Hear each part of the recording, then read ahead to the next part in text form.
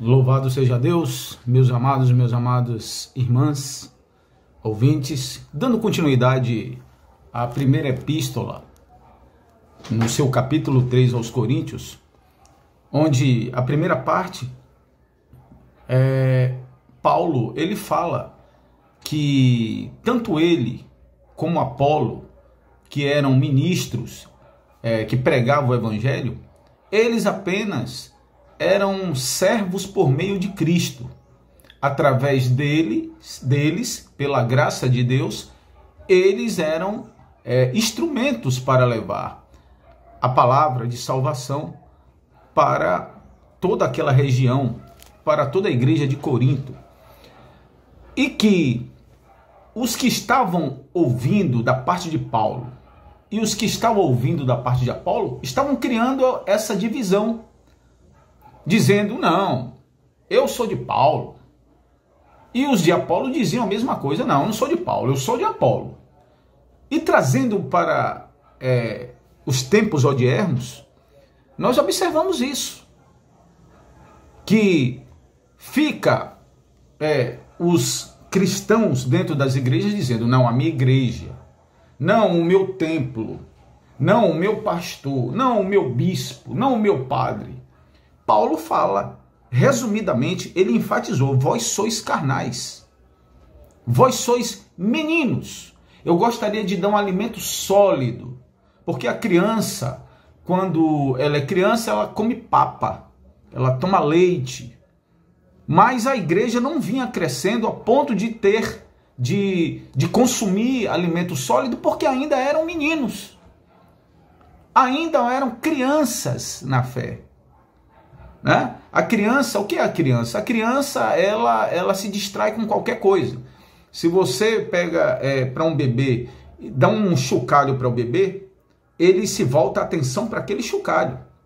Se você pega um outro chocalhinho, ou então bate uma chave, algo que faça ruído, ele vai despertar para o ruído e vai largar o chocalho. Ou seja, são meninos, sempre estão aptos a qualquer novidade.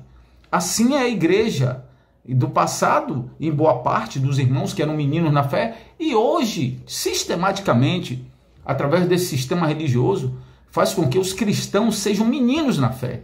Toda hora uma novidade dentro das igrejas, mas falta ser pautada na palavra de Deus.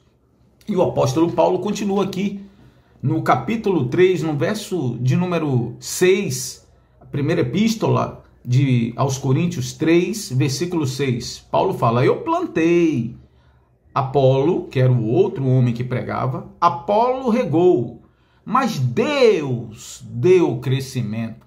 Paulo tinha essa consciência que nada era dele. Paulo não se considerava um popstar em cima do púlpito. Paulo não se considerava um popstar gospel. Paulo não se considerava uma estrela gospel. Paulo não se considerava um homem que deveria estar, digamos, com todos os holofotes da mídia, como se ele fosse um homem de Deus. Não. Ele disse, eu plantei a palavra, Apolo regou, cuidou, mas tanto Apolo como eu, foi o Espírito, foi o Deus Todo-Poderoso, o Espírito Santo que deu o crescimento. Então perceba, irmãos, o homem no lugar de homem e Deus, na sua santa e gloriosa sabedoria, no lugar de Deus. E a igreja não estava tendo esse discernimento. E convenhamos, nos dias atuais, grande parte da igreja ainda está carnal, com meninices, com usos e costumes, porque é a minha igreja. Ah, porque só aqui tem palavra. Ah, porque só o meu pastor que é consagrado. Ah, porque só o padre. Meninos na fé. No versículo de número 7, Paulo continua. Pelo que nem o que planta, que foi ele, alguma coisa, nem o que rega, que foi Apolo, mas Deus que dá o crescimento. Versículo 8. Ora, o que planta e o que rega são um, mas cada um receberá o seu galardão, segundo o seu trabalho. porque nós somos cooperadores de Deus, vós sois lavouras de Deus. Amém? É isso que Paulo falou. Um planta, um colhe. E daí? Somos cooperadores de Deus. Apenas isto. Somos cooperadores de Deus.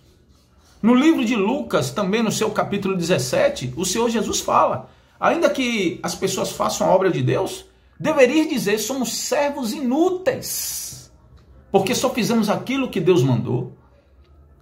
Então perceba a humildade do homem de Deus, de Paulo. Eu sou apenas um cooperador. Apolo também é um cooperador.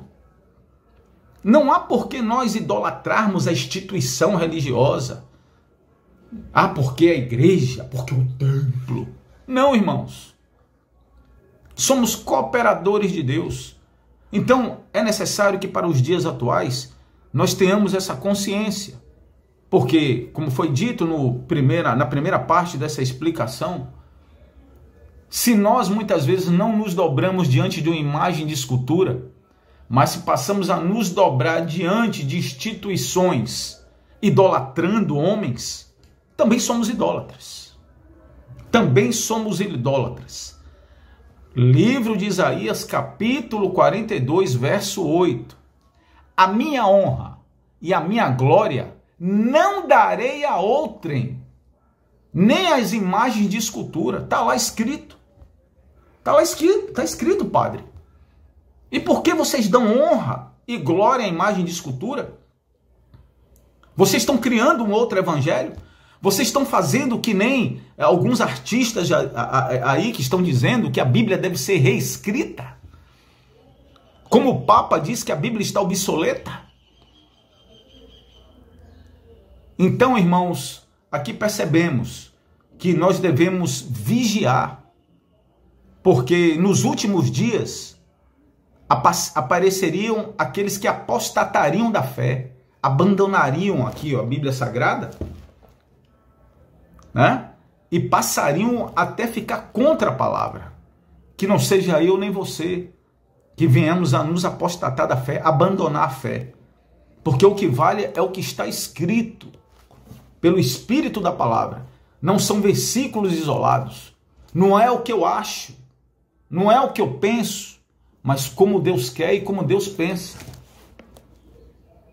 O Senhor Deus fala no livro de Isaías 42, 8. A minha honra e a minha glória não dê a outrem.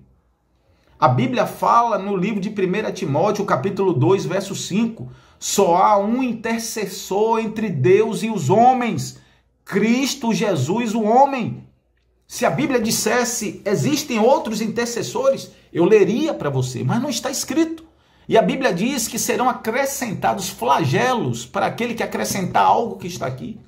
E eu não sou louco.